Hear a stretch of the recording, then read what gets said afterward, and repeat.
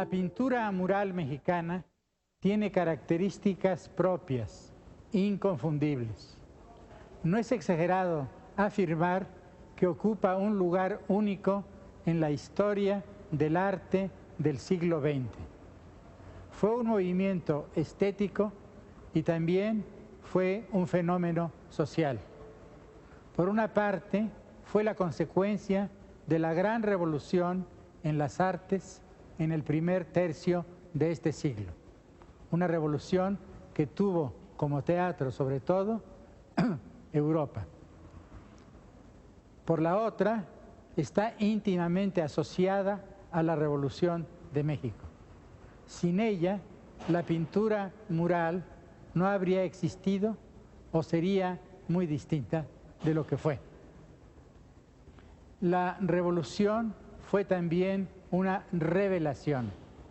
Quiero decir, nos dio ojos nuevos para contemplar la realidad de México, nuestro pasado y nuestro presente. Sobre todo, dio ojos a los pintores, a los músicos, a los poetas y a los novelistas de esos años. Azuela, Vasconcelos, Rivera, Orozco, López Velarde, Martín Luis Guzmán. La revolución fue una vuelta a los orígenes, un redescubrimiento de la tradición mexicana, como puede verse en la poesía de Ramón López Velarde. Pero también fue un comenzar, mejor dicho, un recomienzo.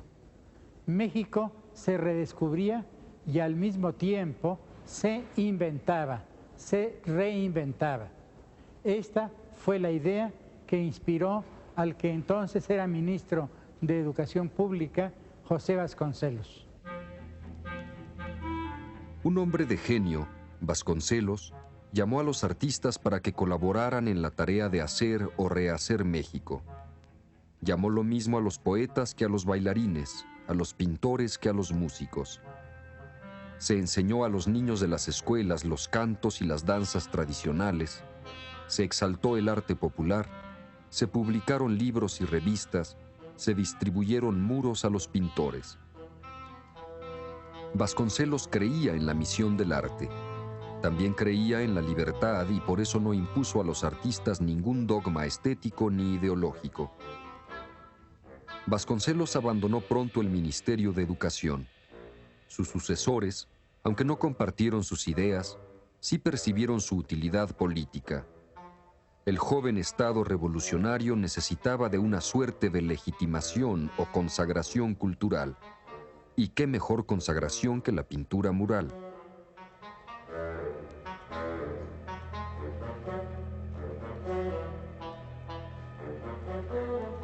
La pintura mural provocó desde el principio encendidas polémicas. La prensa de aquella época atacó con furia a los muralistas y habló con burla de los monotes de Rivera y Orozco. En esas críticas se aliaba la pasión política conservadora a la miopía artística. Pero el arte de los muralistas encontró apasionados defensores en los escritores y poetas de esos años, incluso entre aquellos que no coincidían con la ideología de los pintores, como Javier Villaurrutia y Jorge Cuesta. Además, pronto conquistó en los Estados Unidos un público devoto, críticos entusiastas y mecenas generosos.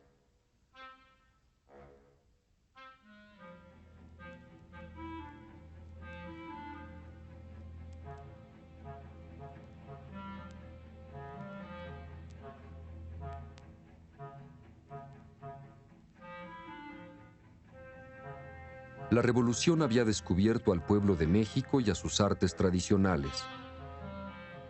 Sin embargo, lo esencial fue la aparición de un grupo de artistas que vio con otros ojos, con ojos nuevos y no con los del arte académico, la realidad. Para un artista mexicano del siglo XIX no hubiera sido fácil ver la herencia artística precolombina ni la riqueza y originalidad del arte popular. Aquí interviene la otra circunstancia decisiva, no política sino estética, no nacional sino internacional, la lección del arte moderno de Europa. La gran revolución estética europea, iniciada a principios del siglo XIX con los románticos, nos ha enseñado a ver las artes y las tradiciones de otros pueblos y civilizaciones, desde las orientales y africanas hasta las de la América precolombina y Oceanía. Sin los artistas modernos de Occidente, que hicieron suyo todo este conjunto de estilos y visiones de las tradiciones no occidentales, los muralistas mexicanos no hubieran podido comprender la tradición mexicana indígena. El nacionalismo artístico mexicano fue una consecuencia del cosmopolitismo del siglo XX. La pintura mural mexicana es el resultado tanto del cambio en la conciencia social que fue la Revolución Mexicana, como del cambio en la conciencia estética que fue la revolución artística europea del siglo XX. La obra de Diego Rivera sería inexplicable sin la influencia del arte moderno europeo.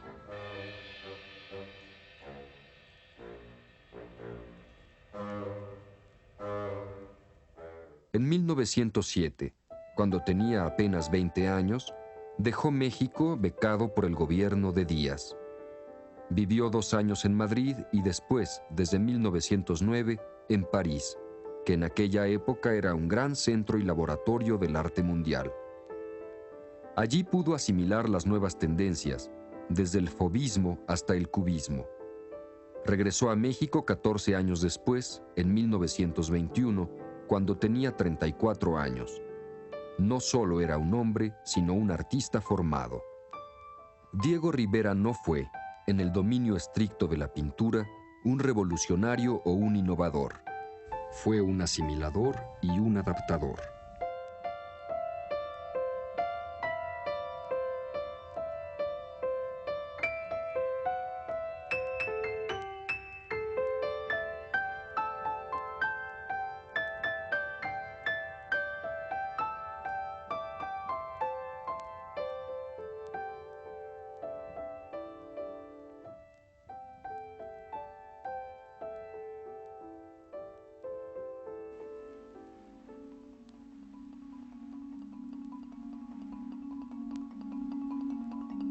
No es difícil advertir en la pintura de Rivera, aparte de la presencia de algunos grandes artistas del Quattrocento italiano, ecos y huellas de Gauguin,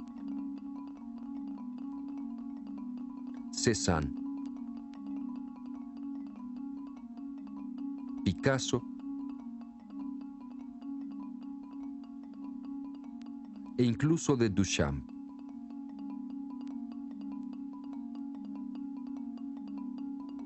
Nada de esto daña a Rivera. Hay 2 familias de artistas, los que se definen por sus negaciones y exclusiones, como Orozco, y los que aspiran a integrar en su obra diversas maneras y estilos. Diego pertenece a la segunda familia. Tomó mucho de los otros, pero también nos dio mucho.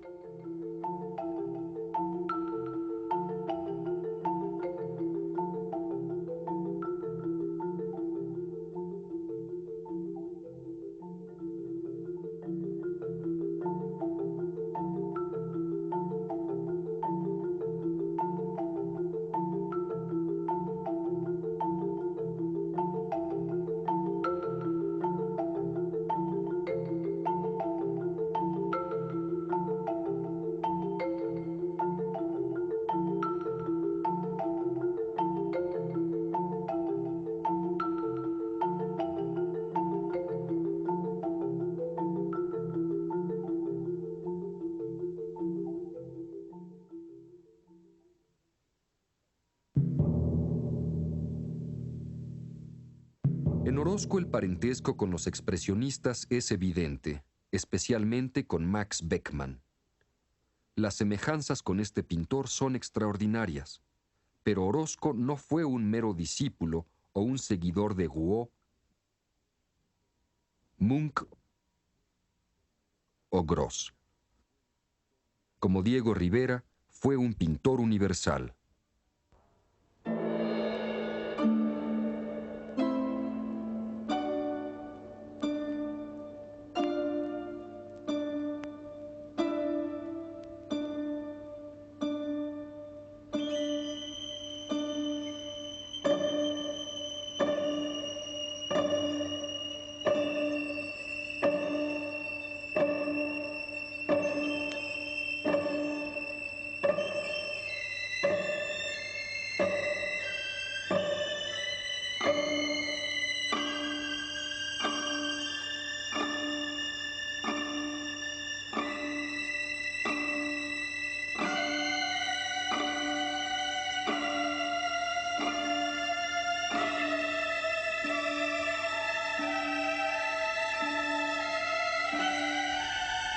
Lo mismo debe decirse de Alfaro Siqueiros.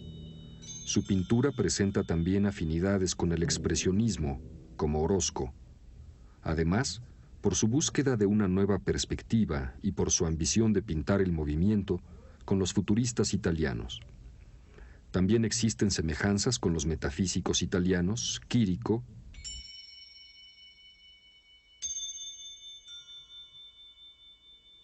y Carrà.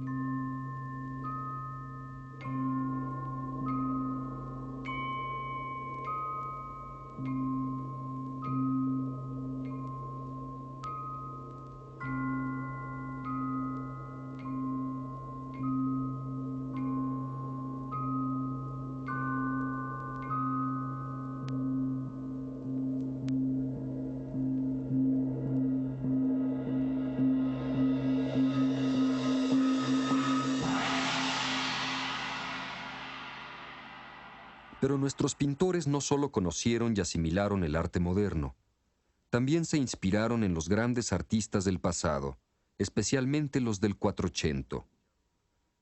Asimismo, aprovecharon con talento la lección del arte bizantino.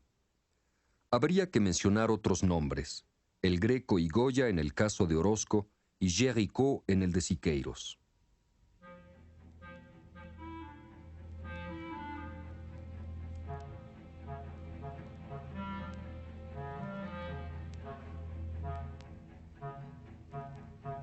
Otra de las fuentes de los muralistas fue el arte de México. En las imágenes de Orozco hay huellas de los grabados de José Guadalupe Posada,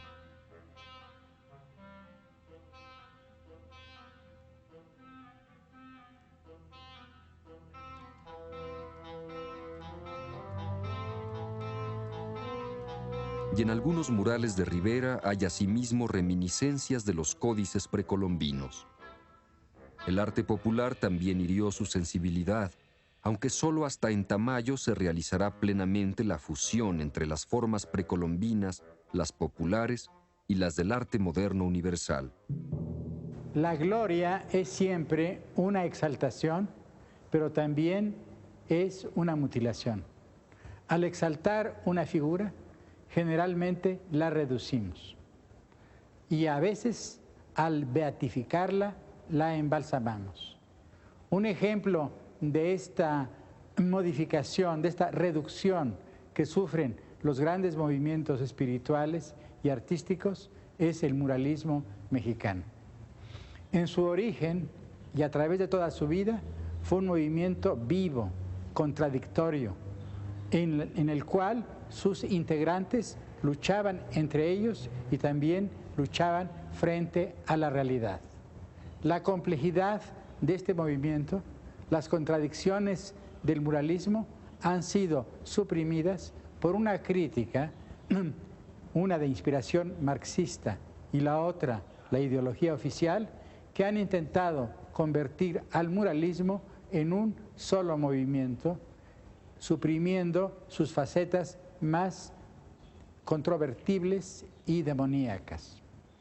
Entre los pintores que han sufrido más las consecuencias de esta mutilación espiritual se encuentra sobre todo Clemente Orozco y en menor medida otro pintor, el francés Charlot.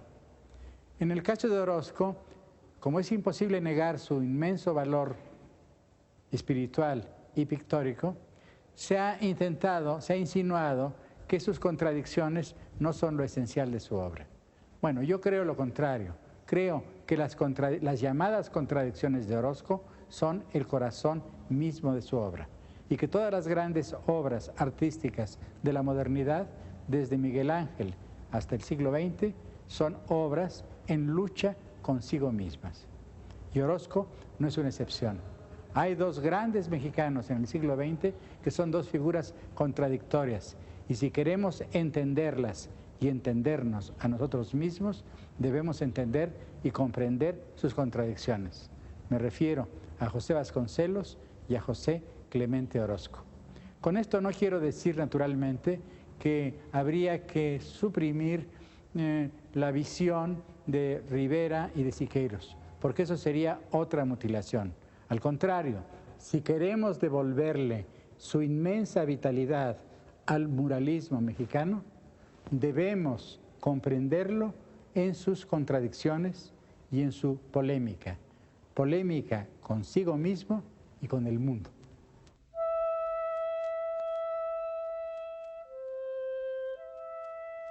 En su primera época, entre 1921 y 1924, que fue lo que le dio carácter, la pintura mural no tuvo la uniforme coloración ideológica que tendría después y que acabó por petrificarla en una retórica de lugares comunes revolucionarios.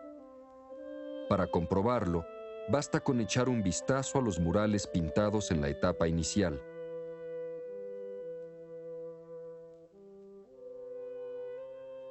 Roberto Montenegro terminó el primer mural en 1921 en la iglesia de San Pedro y San Pablo. El tema, paisajes y arquitecturas. El doctor Atl, en el contiguo convento de San Pedro y San Pablo, pintó en 1922 varios paisajes y composiciones esotéricas, ahora desaparecidos.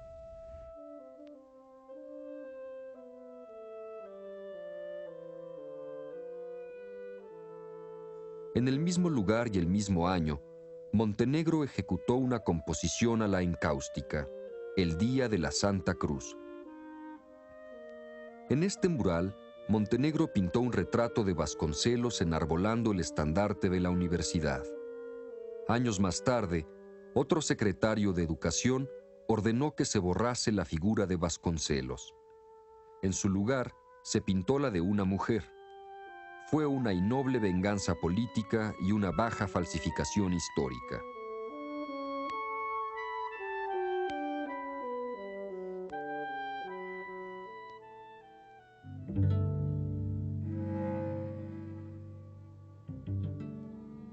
En el Colegio de San Ildefonso, varios pintores mostraron la misma inclinación por la pintura de fiestas y ritos religiosos. Un mural de Fernando Leal representa la fiesta del Santo Señor de Chalma.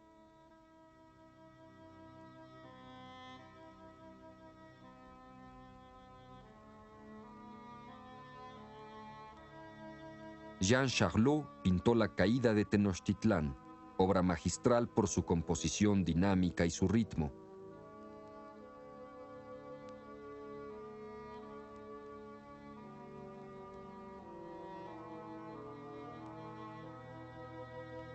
Ramón Alba de la Canal pintó un fresco que tiene por tema la erección de la primera cruz en las playas de México. Fermín Revueltas, en el muro de enfrente, pintó una alegoría de la Virgen de Guadalupe. Sobre la preferencia por los temas religiosos, el testimonio de Orozco es terminante. Todos los pintores comenzaron con asuntos derivados de la iconografía tradicional cristiana. El Pantocrátor, vírgenes, santos, entierros, mártires y hasta la Virgen de Guadalupe. En la primera parte de esta enumeración, Orozco alude a los murales de Siqueiros en el Colegio Chico de la Escuela Nacional Preparatoria, el Cristo, el Ángel y el entierro del obrero. En la segunda, se refiere a Leal,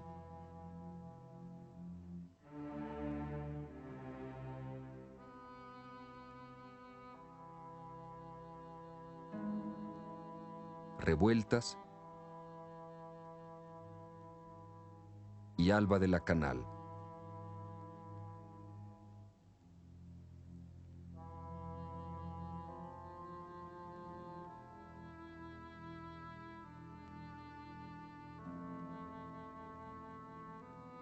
El testimonio de Jean Charlot, que participó activamente en el primer período del muralismo, coincide con el de Orozco. Oigámosle. Las raíces del arte moderno mexicano estaban tan profundamente enterradas en el pasado colonial que mis nuevos amigos apenas si podían concebir un arte que no fuese religioso. Orozco, el buen anarquista, pintó una serie de frescos a la gloria de San Francisco.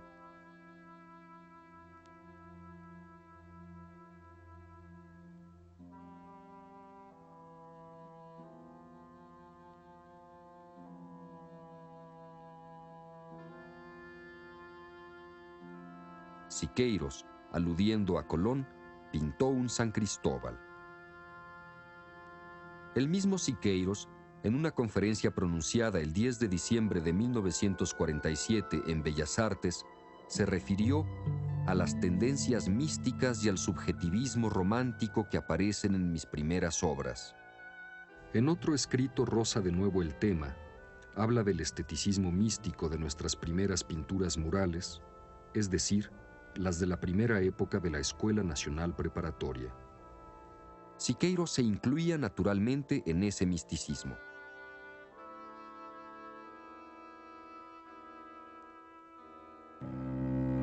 Tampoco Diego Rivera mostró en los primeros años, después de su regreso de Europa, tendencias ideológicas afines al marxismo.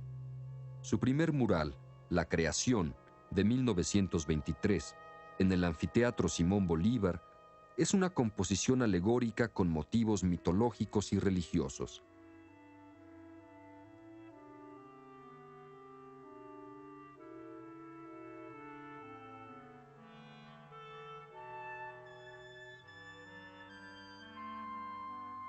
Asimismo, sus primeros frescos en la Secretaría de Educación Pública no revelan una tendencia ideológica.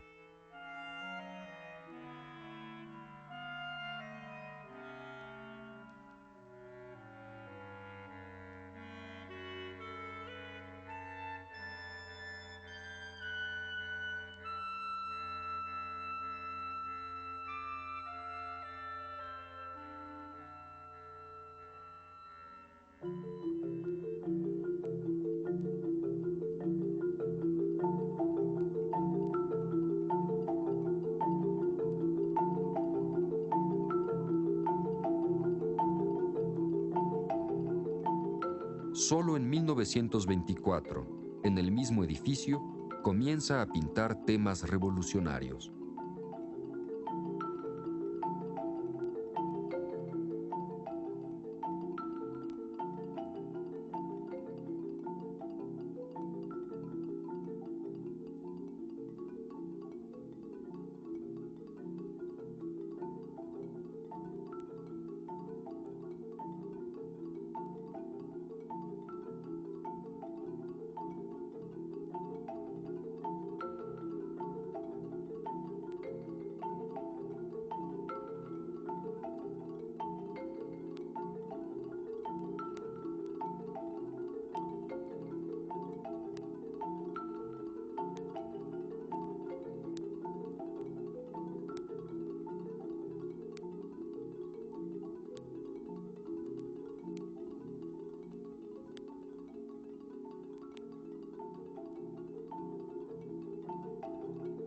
...1924 fue un año focal, el año del cambio. José Vasconcelos renunció al Ministerio de Educación Pública en enero y el general Calles asumió el poder en septiembre. El gobierno de Calles fue más radical que el anterior, sobre todo durante los primeros años de su mandato presidencial. Fue un régimen nacionalista, revolucionario y anticlerical. Ese mismo año de 1924 se establecieron relaciones diplomáticas con la Unión de Repúblicas Soviéticas Socialistas. El segundo embajador fue una mujer, la célebre e inteligente Alejandra Kollontai, que cautivó a los intelectuales mexicanos y a la prensa. Fue muy comentada su declaración: "No hay dos países en el mundo de hoy que sean tan parecidos como México y la Unión Soviética". La prensa conservadora de los Estados Unidos y de otras partes comenzó a hablar de la bolchevización de México. La situación cambió al final de este período. En 1929, bajo el gobierno de Portes Gil, se rompieron las relaciones con la Unión Soviética y se inició una represión contra los comunistas. Pero en 1934, al ocupar la presidencia el general Cárdenas, los comunistas recuperaron sus posiciones y ganaron otras.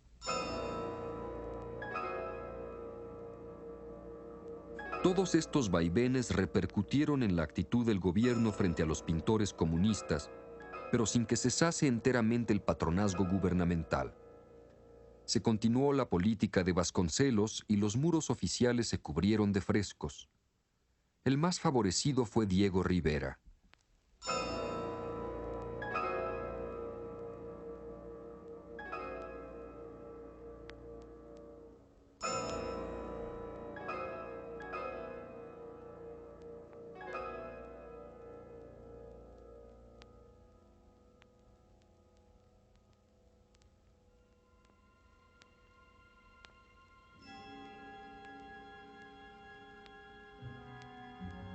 En la política gubernamental había una dosis considerable de oportunismo, y lo mismo debe decirse de la actitud de los pintores. Unos y otros, los artistas y sus mecenas, encontraban ventajoso este compromiso. Para entender la decisión de los que adoptaron la versión bolchevique del marxismo, hay que recordar que en esos años aparece en el horizonte histórico la imagen de la Revolución Rusa como un acontecimiento destinado a cambiar el destino de los hombres. He hablado de imagen y de aparición porque se trata de una verdadera visión, en el sentido psicológico y en el religioso. Fue un hecho que conmovió a los intelectuales y a los artistas de todo el mundo. Para los pintores mexicanos, no olvidemos la religiosidad de muchas de sus primeras composiciones murales, tuvo una significación especial. La aurora rusa, como la llamó Waldo Frank, iluminó muchas conciencias en 1924. Conforme a la lógica de todos los milenarismos, Un grupo de artistas mexicanos vivió en esos años una experiencia portentosa: ser testigos y actores del cambio de los tiempos.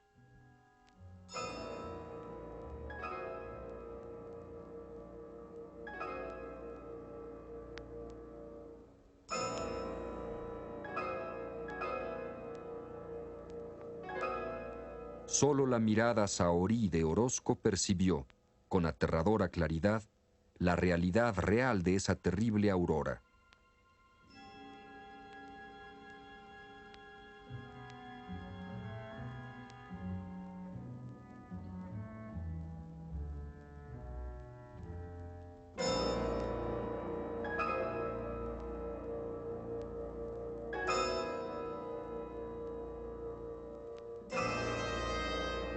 Los otros dos, Siqueiros y Rivera, se convirtieron a la nueva idolatría. En el siglo XX, las viejas formas de opresión de los hombres se han extendido, renovado y fortificado, pero su novedad no debe hacernos olvidar que, como las del pasado, su esencia consiste en ser una alianza entre la idea y la espada. El arte público de Rivera y Siqueiros fue con frecuencia la apología pintada de la dictadura ideológica de una burocracia armada. En este sentido, más que en el estético, recuerdan al arte de los faraones y al de Bizancio. Pero la ideología de nuestros pintores no debe ser un obstáculo para ver, apreciar y amar sus obras. La obra de arte siempre va más allá de las intenciones del artista. Siempre es infiel a la voluntad del artista. Dice cosas que el artista no quiso decir. Por otra parte, no es necesario, por ejemplo, ser budista para comprender y amar los célebres frescos de Ajanta en la India. Yo no necesito creer en los bodhisattvas para deleitarme ante esas pinturas. Tampoco es necesario ser franciscano para amar la pintura de Giotto, y menos aún compartir las ideas de la Revolución Francesa para apreciar y comprender la pintura de David. El arte es algo distinto al artista. El arte se separa del artista. Por eso, en sus más intensos y mejores momentos, la pintura mural mexicana va más allá y dice algo distinto de lo que se propusieron decir los pintores mexicanos o su mecenas, el gobierno de México. Por fortuna, el pintor Rivera desmintió muchas veces al ideólogo Rivera.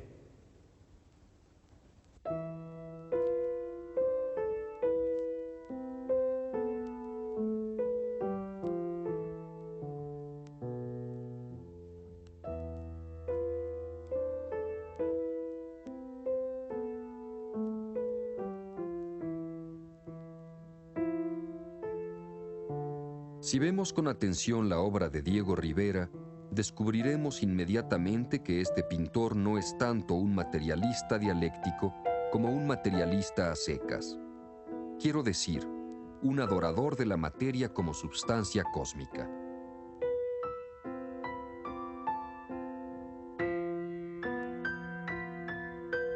Rivera reverencia y pinta sobre todo a la materia, y la concibe como una madre, como un gran vientre, una gran boca y una gran tumba. Madre, inmensa matriz que todo lo devora y engendra.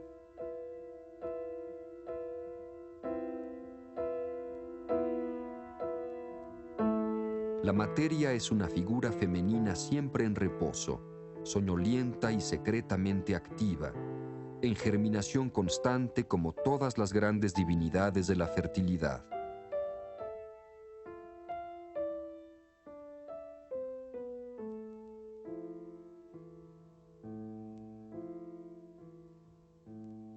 El erotismo monumental de este pintor lo lleva a concebir al mundo como un enorme fluir de formas, contemplado por los ojos absortos y fecundos de la madre.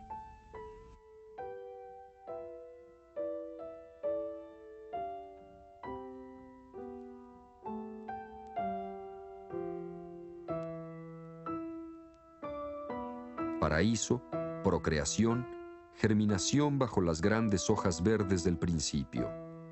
Una gran corriente erótica atraviesa todas sus creaciones.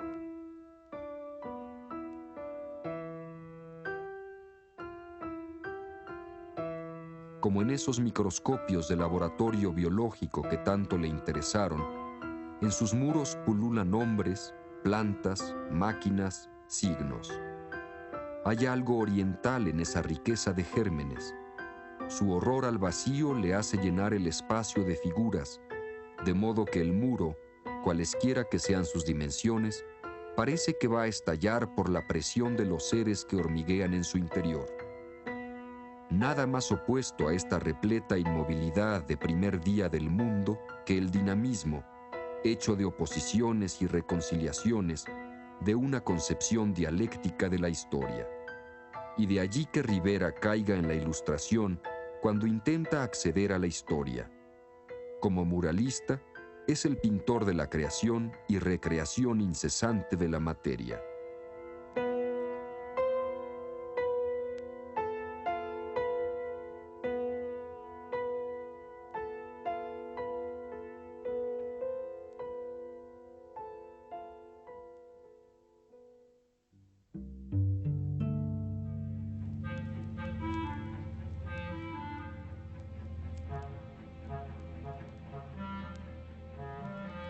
Para Alfaro Siqueiros, en cambio, todo es luz y sombras, movimiento y contraste.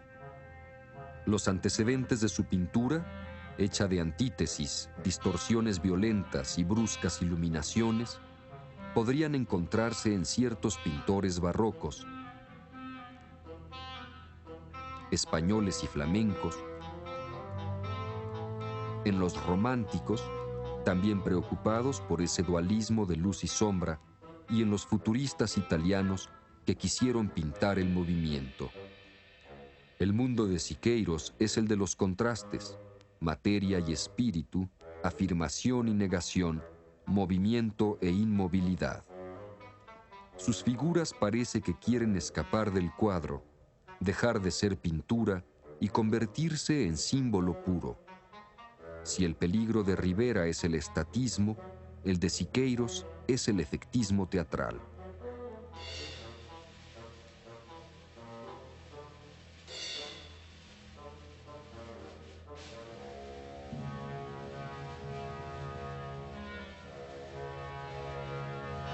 Siqueiros fue un innovador de gran talento. Sus ideas sobre la utilización de la fotografía, los nuevos instrumentos y materiales, la integración entre arquitectura, pintura y escultura, la perspectiva en movimiento y otros temas afines, fueron originales e influyeron en algunos pintores contemporáneos.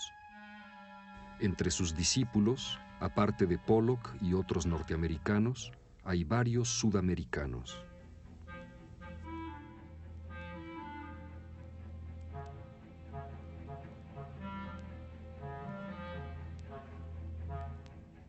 Uno de sus descubrimientos me interesa sobre todo: la utilización del accidente. El primero que habló de esto fue, si no me equivoco, Leonardo. Casi al mismo tiempo que Siqueiros, los surrealistas, Masson, Ernst y Mata, realizaron exploraciones y experimentos semejantes. Siqueiros llegó por su propio camino y de una manera independiente, con fines distintos.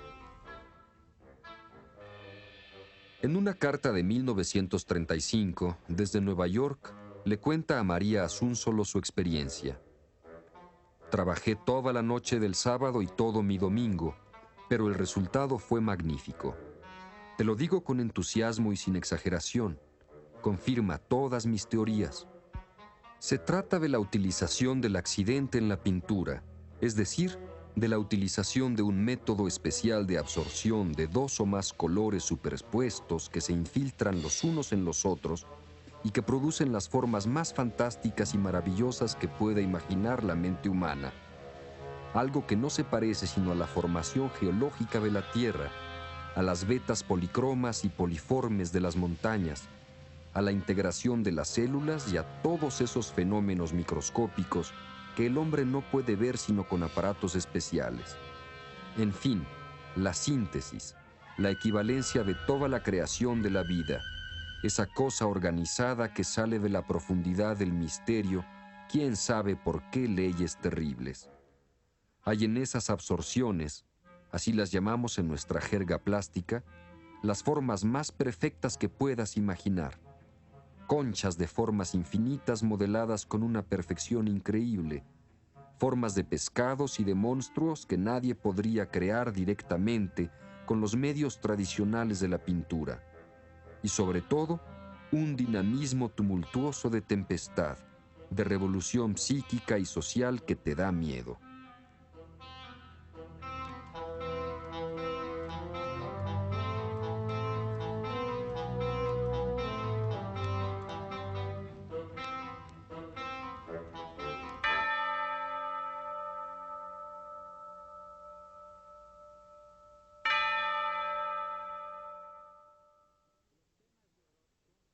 Los temas de Orozco son los mismos de los otros muralistas mexicanos: la conquista, la independencia, la revolución, los grandes conflictos de México.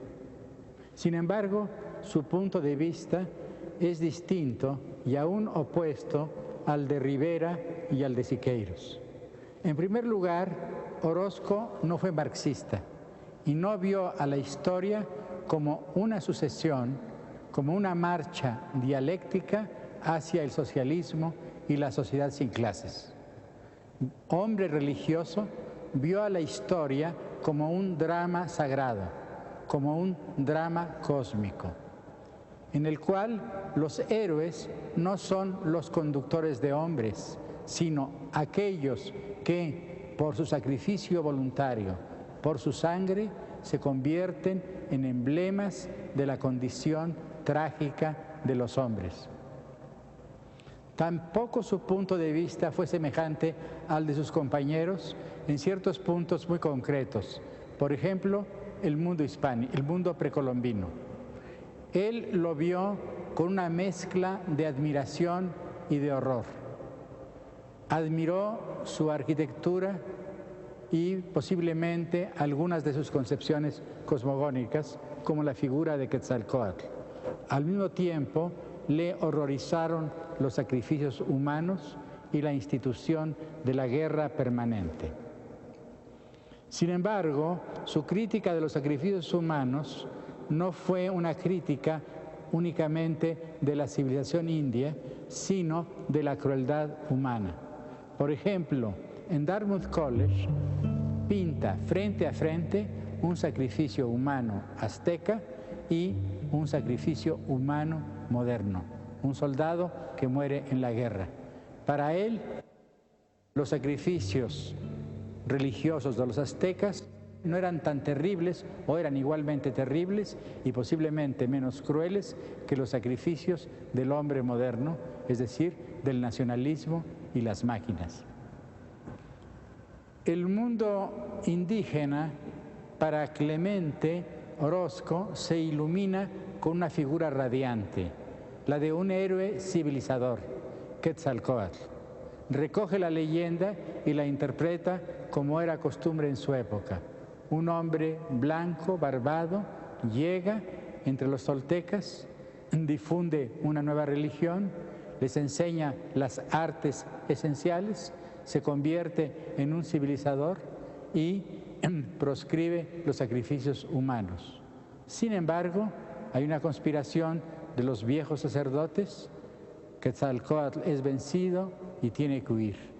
Pero antes de huir, profetiza la caída del mundo indígena y la llegada de los españoles, de los hombres vestidos de hierro. Esta leyenda, que impresionó profundamente a Moctezuma y también a Orozco, aparece descrita de un modo admirable en varios frescos y muy especialmente en los de Dartmouth College. Orozco ve a la conquista de México como un drama cósmico y ve en ella el cumplimiento de la profecía del apóstol traicionado Quetzalcóatl. Tampoco el Cortés de Orozco es el que estamos acostumbrados a ver en nuestra visión oficial de la historia mexicana. El Cortés de Orozco no es un hombre enteco y enfermizo, el que ha pintado Diego Rivera, y al cual viéndolo nos parece imposible que haya podido montar un caballo y conquistar pueblos y derrotar a guerreros valerosos. En cambio, el Cortés de Orozco es un guerrero cubierto de hierro y, por ejemplo, aquí en el Hospicio Cabañas lo vemos destrozando, partiendo en dos con una espada a su enemigo, mientras el ángel de la victoria lo besa. A esta imagen terrible de Cortés como emblema de la venganza cósmica, a este emblema, digo, se enfrenta a otro emblema en la Escuela Nacional Preparatoria, en la cual vemos a Cortés desnudo al lado de la Malinche, como si fuese el Adán de México y ella la Eva de México. Pero aquí la visión trágica de Orozco es todavía más profunda, porque al pie de esta pareja aparece un indio sacrificado. Así pues, el lecho nupcial también es lecho de tortura. Estamos enfrente de una visión religiosa de la historia, de una visión trágica de los hombres. Y esto es, sin duda, lo que constituye la grandeza indudable de Orozco.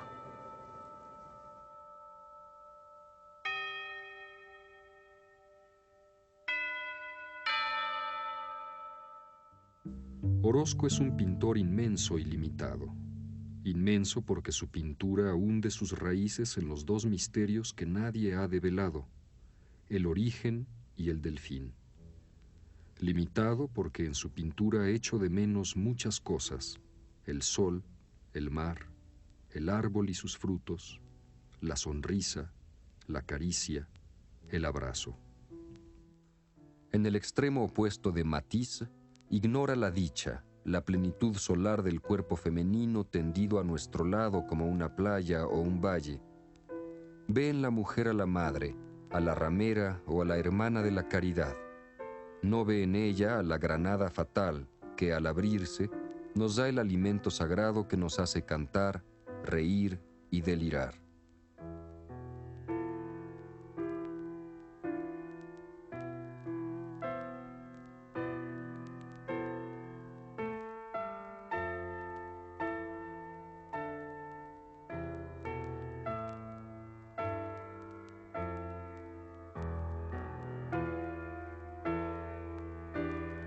Nuestro pintor compensa todas esas limitaciones con la intensidad de su visión y con la energía trágica de sus creaciones.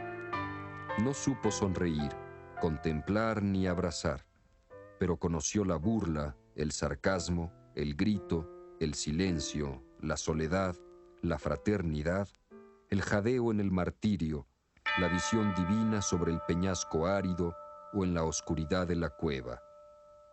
¿Qué nos dejó? Unas formas incendiadas que dibujan una interrogación.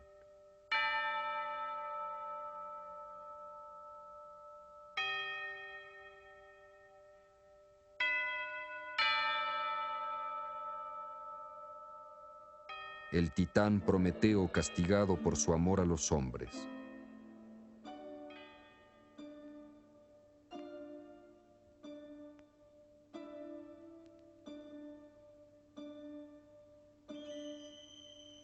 Quetzalcóatl que predica en el desierto.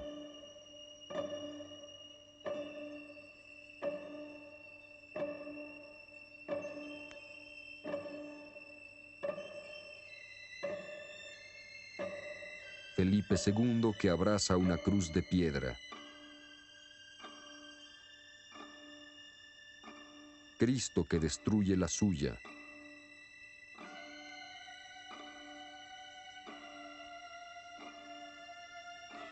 Carrillo Puerto que cae ensangrentado.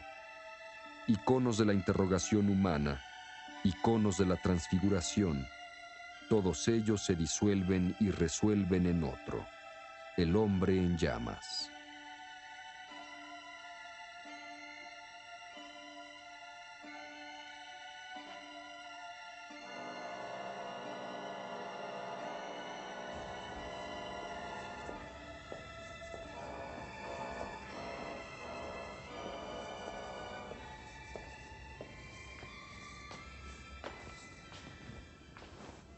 Dije al comenzar este programa que la pintura mural mexicana ocupa un lugar a un tiempo único y poderoso en la historia del arte del siglo XX. Lo ocupa, en primer término, por sí misma. Quiero decir, por las obras notables, algunas admirables, que han dejado Orozco, Rivera y Siqueiros. También por otras obras notables de algunos artistas que, aunque son menores, no son desdeñables. Además, la importancia de nuestra pintura rebasa nuestras fronteras, porque ejerció en su momento una influencia profunda en muchas partes del mundo y sobre todo en los Estados Unidos. El crítico norteamericano Hilton Kramer ha hecho una observación interesante. Dice que desde hace mucho se ha reconocido que la fuente del cambio en el formato de las obras del expresionismo abstracto de los Estados Unidos se debe a la influencia y al ejemplo mexicano. Tiene razón. La pintura europea de esa época usaba un formato más bien reducido, adaptado a los edificios modernos y sobre todo a los apartamentos burgueses. En cambio, los pintores mexicanos se interesaron desde el principio por usar grandes espacios, no solamente en los muros, sino también en la pintura de caballete. Este ejemplo mexicano influyó fundamentalmente en la pintura norteamericana y los norteamericanos también empezaron a pintar grandes superficies de tela. A mí me parece que esto revela una real y espontánea afinidad entre norteamericanos y mexicanos. No en balde somos hijos del mismo espacio, de las grandes extensiones, de las inmensidades de América, lo mismo las del norte que las del sur. Quizá a veces nos separa la historia, pero nos une la geografía y sobre todo la misma emoción ante el espacio físico, ante los cielos, los llanos y los montes de América. Concluyo. La pintura mural mexicana no fue una provincia del arte europeo, fue un movimiento propio y también universal. Fue y es una presencia en el mundo,